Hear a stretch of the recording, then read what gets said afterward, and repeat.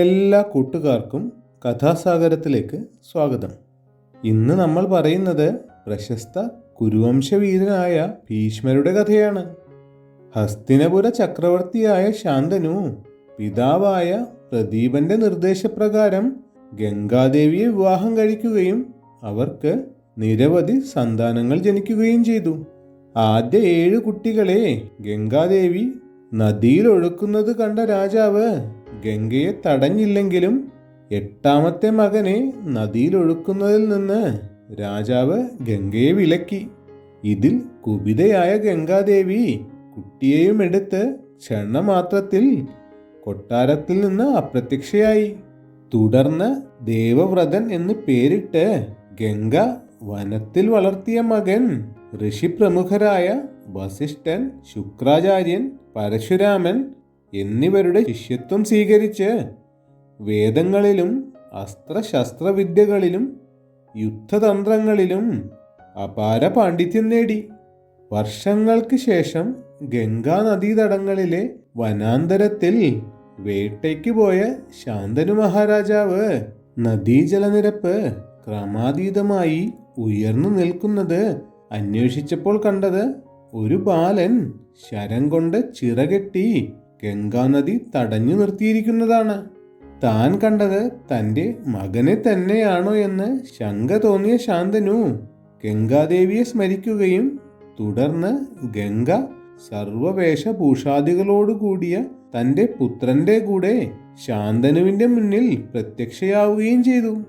തുടർന്ന് ഗംഗാദേവി ശാന്തനുവിനോട് പറഞ്ഞു, അല്ലയോ മഹാരാജൻ, എന്നിൽ ഭവാനുണ്ടായ 8ാമത്തെ പുത്രനായ ദേവവ്രതനാണിവൻ. അഷ്ടവസുക്കളിൽ ഒരാളായ ദ്യോവിന്റെ പുനർജന്മമായ ഇവൻ വേദജ്ഞാനങ്ങളിലും അസ്ത്രശസ്ത്രവിദ്യകളിലും രാജധർമ്മജ്ഞാനത്തിലും അതുല്യനാണ്. ഇവനെ ഏറ്റുവാങ്ങി ഭവാൻ രാജധാനിയിലേക്ക് പോയാലും. തുടർന്ന് ഹസ്തിനപുര രാജധാനിയിലെത്തിയ ശാന്തനു ദേവവ്രതനെ യുവരാജാവായി അഭിഷേകം ചെയ്തു.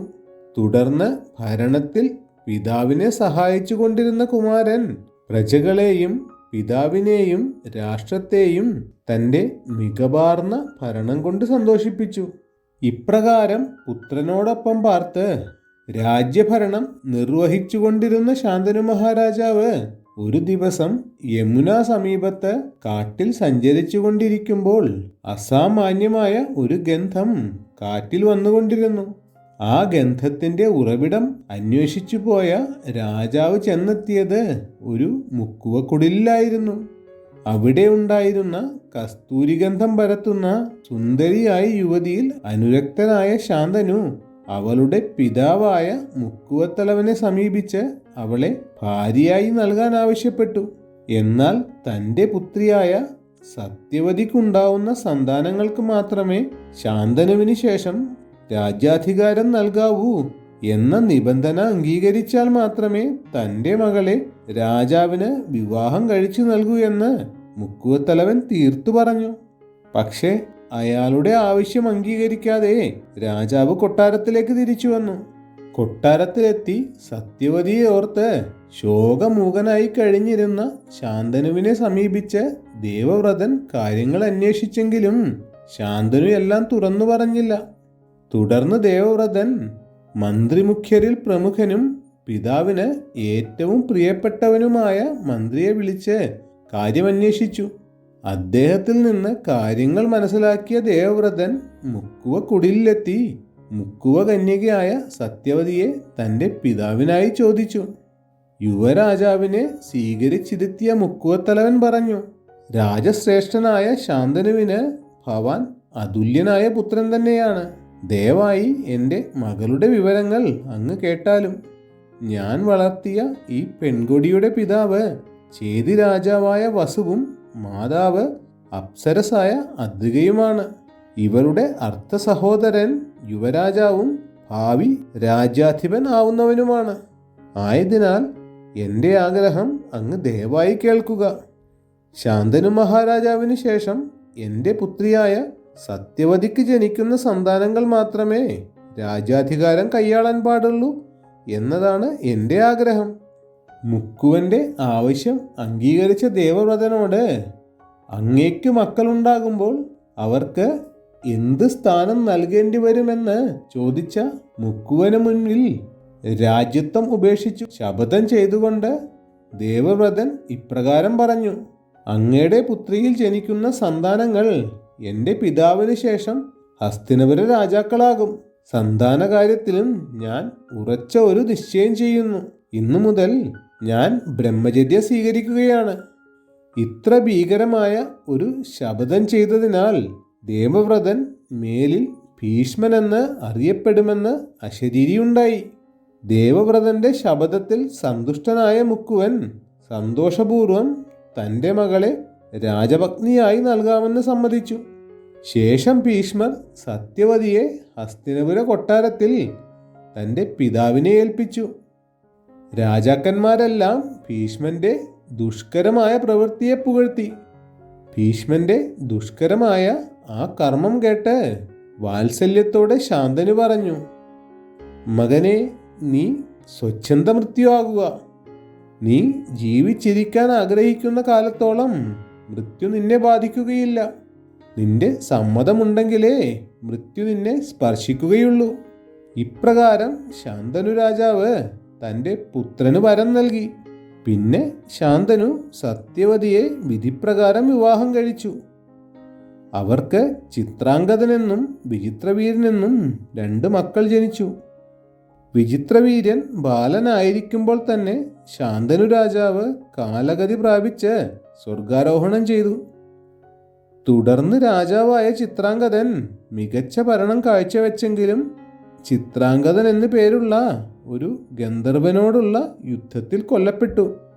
ആ സമയത്ത് ബാലനായിരുന്ന വിചിത്രവീര്യനെ രാജാവായി അഭിഷേകം ചെയ്ത് ഭീഷ്മർ തന്നെ രാജ്യകാര്യങ്ങളെല്ലാം ഭംഗിയായി നിർവഹിച്ചു.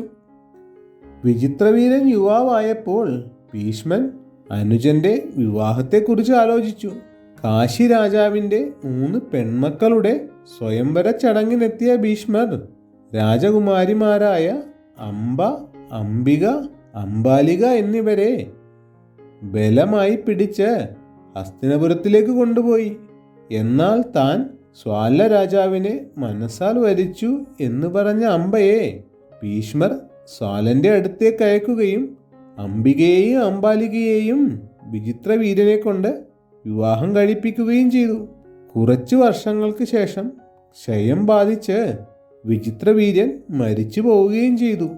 രാജ്യപരമ്പരയ്ക്ക് വേണ്ടി സത്യവതി തൻ്റെ പരാശരപുത്രനായ വ്യാസനെ സ്മരിച്ചു വരുത്തുകയും വ്യാസന് അംബികയിൽ ധൃതരാഷ്ട്രരും അംബാലികയിൽ പാണ്ഡുവും അവരുടെ ദാസിയിൽ യമധർമ്മ പുനർജന്മമായ വിദുരരും ജനിച്ചു. ധൃതരാഷ്ട്രരുടെ മക്കളായ കൗരവരും പാണ്ഡുവിൻ്റെ മക്കളായ പാണ്ഡവരും തമ്മിലുള്ള പക അതിഭീകരമായ യുദ്ധം വരെ എത്തി. കുരുക്ഷേത്രത്തിൽ നടന്ന ഈ യുദ്ധത്തിൽ ഭീഷ്മർ കൗരവപക്ഷത്താണ് നിലയുറപ്പിച്ചത്. വിചിത്രവീര്യന് ഭാര്യയാക്കാനായി ഭീഷ്മർ പിടിച്ചുകൊണ്ടുവന്ന കാശി രാജകുമാരിയായ അംബയെ ഭീഷ്മർ സ്വാലന്റെ അടുത്തേക്ക് അയച്ചെങ്കിലും സ്വാലൻ സ്വീകരിച്ചില്ല. തുടർന്ന് അംബ ഭീഷ്മരെ സമീപിച്ച് തന്നെ വിവാഹം കഴിക്കണമെന്ന് പറഞ്ഞു.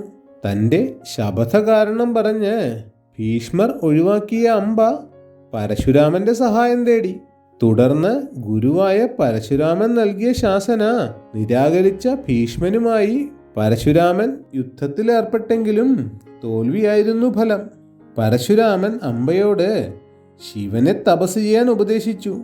അടുത്ത ജന്മത്തിൽ ഭീഷ്മന്റെ മരണത്തിന് കാരണഹേതുവാകുമെന്ന് ശിവൻ വരം നൽകിയ ഉടനെ ജീവത്യാഗം ചെയ്ത അംബ ധ്രുപദപുത്രിയായ ശിഖണ്ഡിനിയായി ജനിക്കുകയും വനത്തിൽ വസിക്കുന്ന തൂണകർണൻ എന്ന യക്ഷനിൽ നിന്ന് പുരുഷത്വം വാങ്ങി ശിഖണ്ഡി എന്ന പേര് സ്വീകരിച്ചു.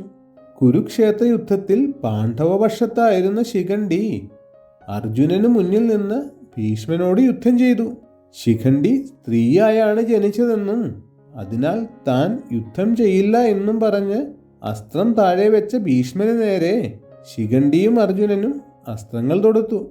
ക്ഷണമാത്രയിൽ അർജുനൻ തൊടുത്തുവിട്ട അനേകം അസ്ത്രങ്ങളുടെ ശരശയിൽ കിടന്ന ഭീഷ്മൻ സൂര്യൻ ഉത്തരായനത്തിൽ വരുന്നത് വരെ മരിക്കാതെ കിടന്നു. യുദ്ധാനന്തരം യുധിഷ്ഠിരന് ഹസ്തിനപുരത്തിൽ പ്രവേശിക്കാൻ അനുമതി നൽകിയ ഭീഷ്മർ ശ്രീകൃഷ്ണന്റെ അനുവാദം വാങ്ങി തൻ്റെ ശരീരം ത്യജിച്ച് അഷ്ടവസുക്കളിൽ ഒരാളായി ദ്യോവിന്റെ രൂപത്തിൽ സ്വർഗത്തിൽ കഴിഞ്ഞുകൂടുന്നു. കുരുവംശത്തിലെ മഹാരഥനായ ഭീഷ്മരുടെ കഥ ഇവിടെ തീരുകയാണ്. മറ്റൊരു കഥയുമായി വീണ്ടും കാണാം.